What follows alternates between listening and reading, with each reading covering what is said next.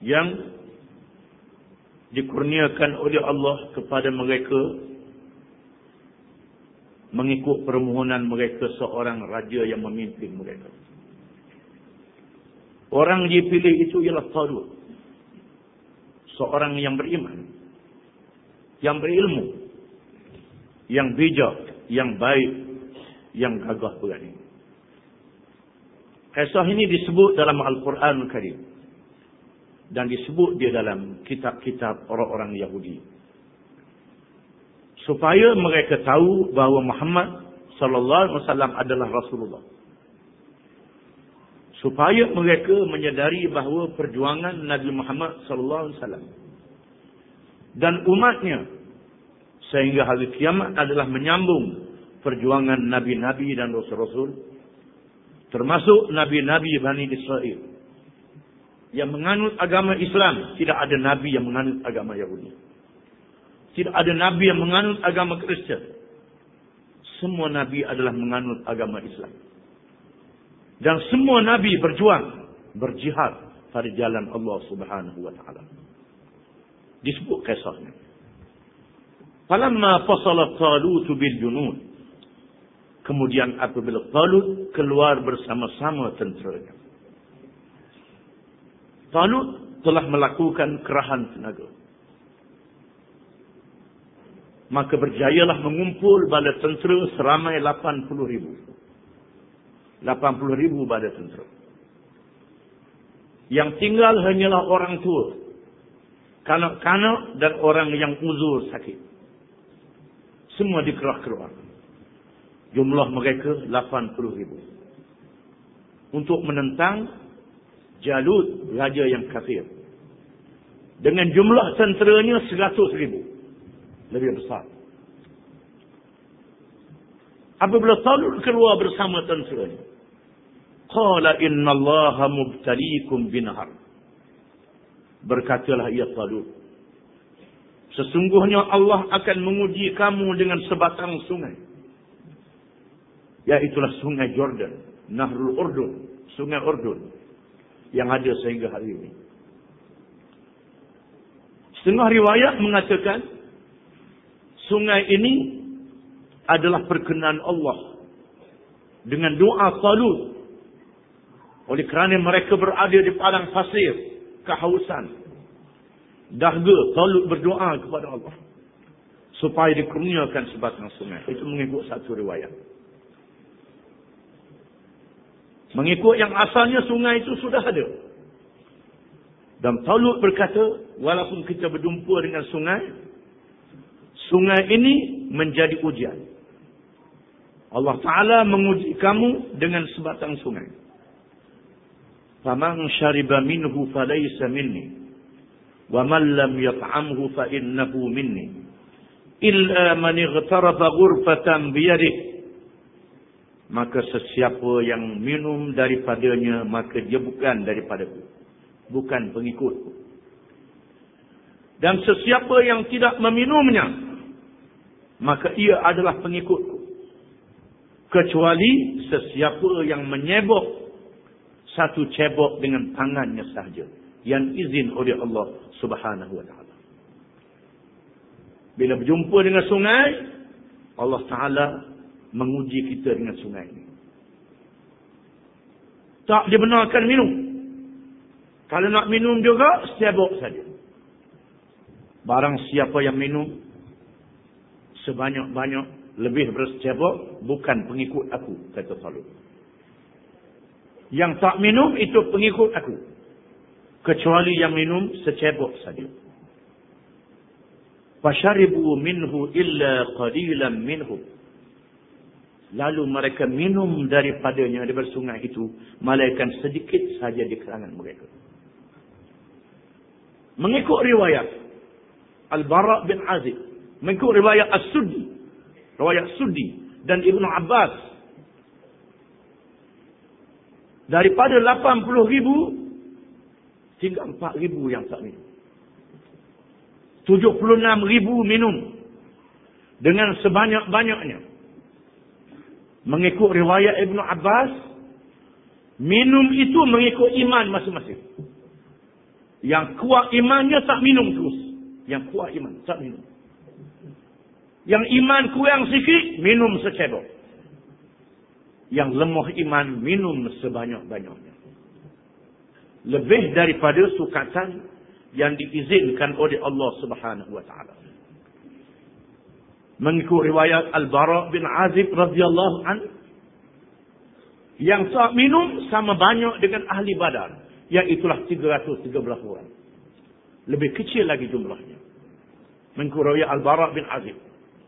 Riwayat yang lebih ramai mengatakan yang tak minum tinggal 4,000 saja. 76,000 minum dengan sebanyak-banyaknya. Falamma jawazahu wa walladhina amanu ma'ahu qalu la taqata lana al-yawma bijalut wa junudih. Maka tatkala Talut dan bala tenteranya yang bersama dengannya menyeberangi sungai itu, berkatalah orang-orang yang minum dengan banyak, kita tak mampu nak lawan Jalut dan bala tenteranya. Hak minum banyak jadi takruk. Jadi takruk, patutnya hak minum banyak gagahnya. Tapi Tuhan jadikan yang minum banyak jadi penakut. Jadi takruk. Jadi lemah. Qala alladhina yadhunnuna annahum mulaqullah kam min fi'atin qalilatin ghalabat fi'atan katsiratan biiznillah wallahum as-sabirin. Berkatalah orang-orang yang yakin, yazunnun, zon daripada Allah dengan makna yakin. Kalau zon daripada kita dengan makna sangka, mana ada syak dan ada keraguan. Itu perkataan dalam Quran, perkataan zon. Kalau daripada Allah Ta'ala, maka bermakna yakin. Kalau zon dalam ilmu tauhid yang kita mengaji biasa, itu makna ada ragu dan syak. Zon di sini dengan makna yakin. Alladzina yazunnun, berkatalah orang-orang yang yakin, annahum mulaqullah, bahawa mereka bertemu dengan Allah. Sama ada bertemu dengan Allah kerana mati syahid. Mati syahid terus masuk syurga. Ataupun diberi kemenangan oleh Allah Ta'ala dengan mendapat keredaan Allah. Bertemu dengan Allah, yakin kepada Allah Ta'ala. Allah Ta'ala tidak akan mensia-siakan mereka. Kam min fi'atin qalilatin ghalabat fi'atan katsiratan biiznillah. Beberapa banyak berlaku peristiwa dan pernah berlaku golongan yang kecil, yang sedikit, yang lemah boleh mengalahkan golongan yang lebih besar. Berhubung dengan ini sabda Rasulullah SAW, hal yunsaruna wa yurzaquna illa bidu'afaikum, hal tunsaruna wa turzaquna illa bidu'afaikum. Kamu tidaklah ditolong dan tidaklah diberi rezeki oleh Allah malaikat dengan sebab orang-orang yang dhaif di kalangan kamu. Dengan sebab itu kita tidak boleh memperkecilkan orang-orang yang dhaif, orang-orang yang lemah, orang-orang yang uzur, orang yang takluk. Kita tengok mereka uzur, mereka lemah. Kadang-kadang dan sering kali berlaku Allah Ta'ala memberi pertolongan dengan doa orang-orang yang lemah. Dia tak mampu, dia lemah, dia doa. Doa dia membantu orang yang berjuang. Kadang-kadang Allah Ta'ala beri rezeki dengan sebab orang yang lemah yang ada. Kalau ikut kuat, kaya jahat, mengerjakan maksiat. Tapi oleh kerana ada yang miskin, yang lemah, yang bersabar, dengan sebab mereka Allah menangguhkan bala. Dan Allah Ta'ala beri rezeki kepada orang kaya, supaya orang kaya mengeluarkan zakat, supaya orang kaya memberi sedekah kepada orang yang lemah. Rezeki dia beri dengan sebab orang yang lemah. Pertolongan diberi dengan sebab orang yang lemah, dengan izin Allah Subhanahu wa Ta'ala. Wallahum as-sabirin, dan Allah bersama-sama orang yang sabar. Oleh kerana itu Allah Ta'ala berfirman kepada orang-orang yang beriman di kalangan umat Muhammad sallallahu alaihi wasallam, ya ayyuhalladzina amanu isbiru wasabiru warabitu wattaqullaha la'allakum tuflihun. Maknanya, ya ayyuhalladzina amanu sabiru, wahai orang-orang yang beriman, bersabarlah kamu. Bersabar dalam menghadapi kesusahan, menghadapi kesakitan, menghadapi ujian dalam kehidupan. Wasabiru, dan bersabarlah kamu di medan perjuangan. Sabar yang kedua, wasabiru, baca dengan panjang, sabar dalam perjuangan untuk menghadapi musuh. Warabitu, dan duduklah kamu di mana kamu ditugaskan. Kamu ditugaskan duduk di mana? Ditugaskan duduk di markas, markas. Tugas duduk di sempadan, sempadan. Barisan hadapan, hadapan. Perbekalan, perbekalan. Itu makna rabitu, ribat. Wattaqullah, dan bertakwalah kepada Allah, la'allakum tuflihun, supaya kamu mendapat kemenangan. Allah Ta'ala berfirman dalam ayat yang lain, wa ka'ayyin min nabiyyin qatala ma'ahu ribbiyun katsir fama wahanu lima asabahum fi sabilillah wa ma dha'fu wa mastakanu wallahu yuhibbus sabirin.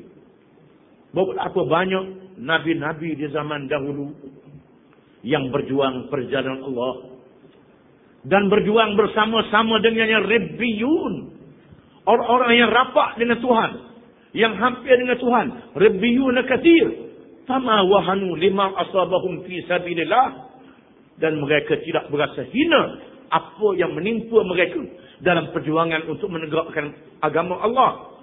Wa ma dha'ufu wa mastakanu, mereka tidak merasa lemah dan mereka tak lemah semangat. Tak lemah semangat. Wallahu as-sabirin, Allah bersama-sama dengan orang yang sabar. Inilah golongan yang kecil bersama dengan Talut yang berperang. Walamma barazu li Jalut wa junudih qalu rabbana afrigh alaina sabra wa thabbit aqdamana wansurna 'alal qaumil kafirin.